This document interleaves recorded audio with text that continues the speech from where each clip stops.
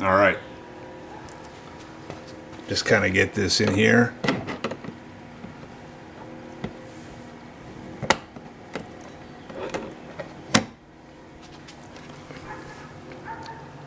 That easy. Once you do that, you're going to see that right there. Of course, you got to get that. All right, I think that's good. Just Phillips head.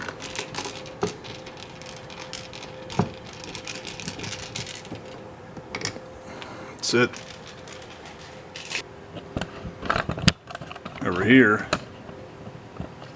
you gotta grab this guy out of here, right? And just a little bit. Just get it up.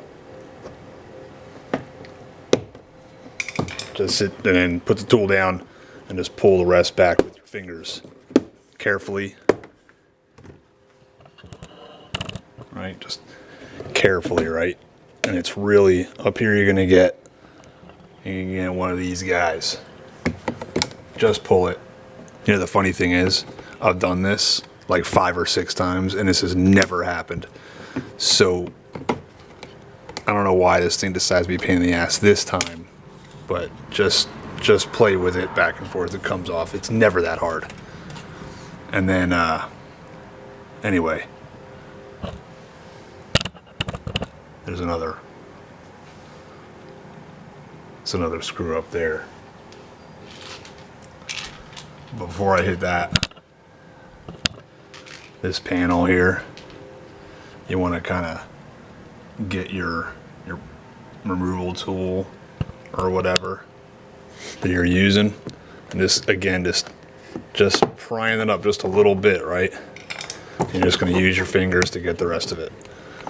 It's just these little clippies right here, man. And of course, the one time I'm filming it, it decides to be a pain in the ass. Alright, so these, you're just going to grab these guys here with your fingers or whatever. It's just this little guy right here. You just gotta pull it out. It's really, really stupid simple. That's it. And put that aside. And of course, you just have this guy, just put it down there. So you see this screw right there. You're just going to get that, and then that one. So this one you kind of need a little bit of a longer reach. So that's 3 Phillips head screws. Again, 1 up here, this one in here, which you can, again, it's real easy to see up here. I think I lost a light. My garage light went out while I was doing this. That's a little better. Right in there. And then, of course, the screw up here after you pulled it off with your fingers. And then you're done with all of the screws. You just use your hands the rest of the way. Right? So I'm going to get my hands behind the panel underneath. You'll feel it with your fingers. Right, I'll try to get the camera back in a position where I'm not in the way doing it. But all you're doing is getting your fingers underneath this. Of course, my phone's gonna ring off the hook. Just pull, right? A little bit. Feel around for the little holes that you got there.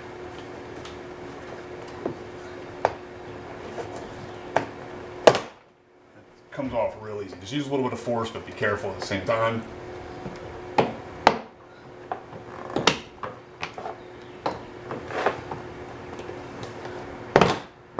That's it, okay? Now, once you do that,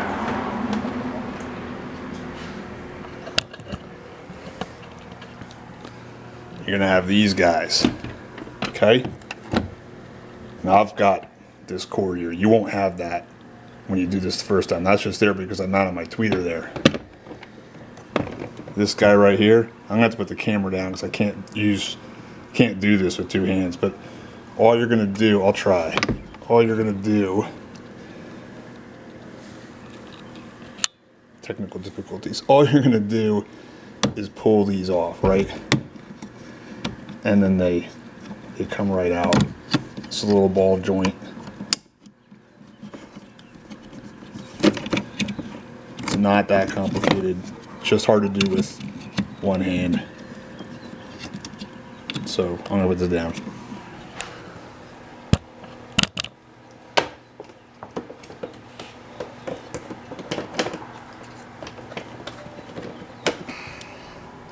I've got the sound deadener on there. I did a half-ass job with that.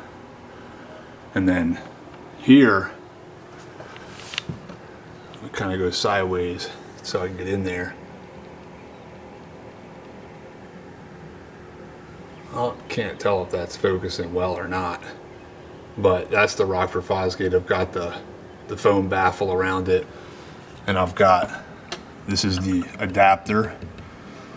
When you take yours off stock, you're not going to have this foam adapter, right? And your speaker is going to be mounted right to the metal here, which again, because I've got the sound deadener here, you can't see it, but there's 1, 2, 3.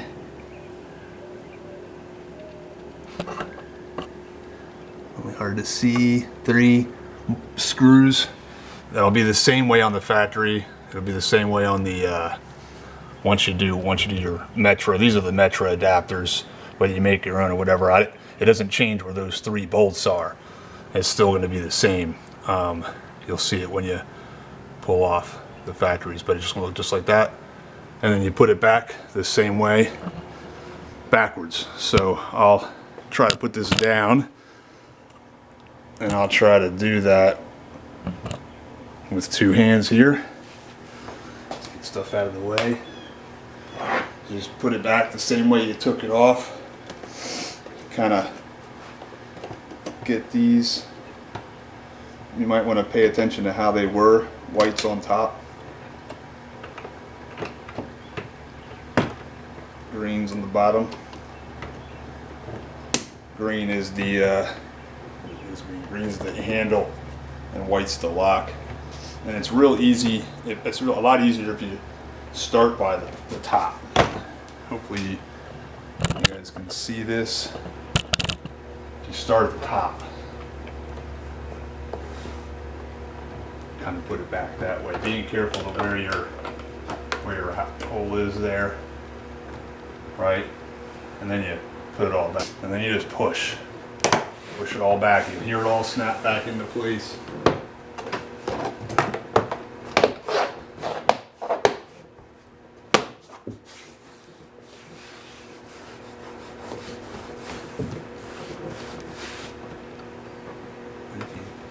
Did everything right too, you'll see this screw hole here.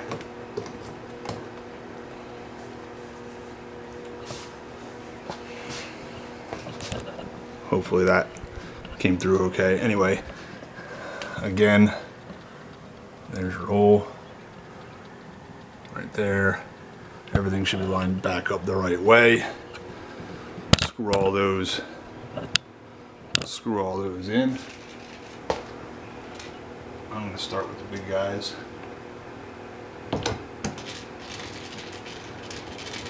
So shout out here to Gilbert, Brian, and River in the 12th Gen Corolla Facebook, not YouTube, Facebook group. We've been talking about all this crap for, I guess, months, maybe weeks, whatever. I've also got a lot of this posted in Toyota Nation, because that's where I kind of started doing this, and pretty sure it was E-Labs. Eric told me about the group, and so I joined the group, and here we are. Just plug these back in, just the same way you took them back out. It's real straightforward, and just put all this back. Again, you're just pushing down to make sure it all pops back in. It's no big deal.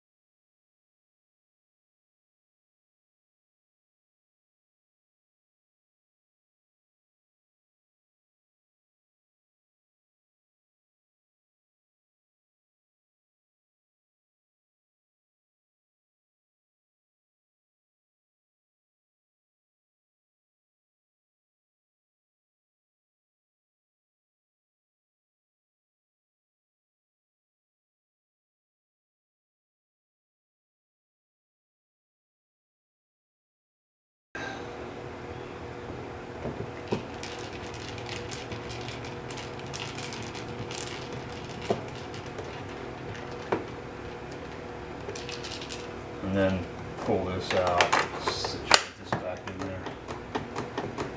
Everything works, locks. Clean your door up. Now, this thing, everything's back. Just make sure you got this situated the right way. I don't really worry too much about this little plastic piece that was giving us a problem when we first pulled it out. It's there just to keep it from falling. It's a lot more trouble than it needs to be. But anyway, you're just putting this all back, pushing it all back in. It's really simple. I'm gonna get this back here again, and I like to make sure it's all snug.